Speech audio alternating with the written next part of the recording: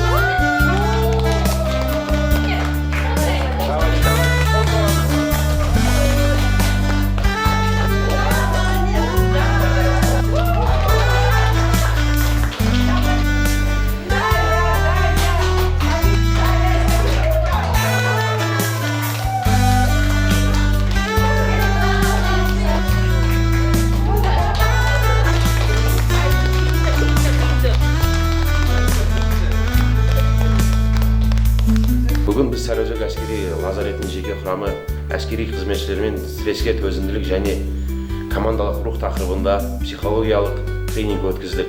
Мақсатымыз ұжым ішіндегі сенімді арттыру, қобалжу мен қысымға қарсы тұру тәсілдерін үйрету.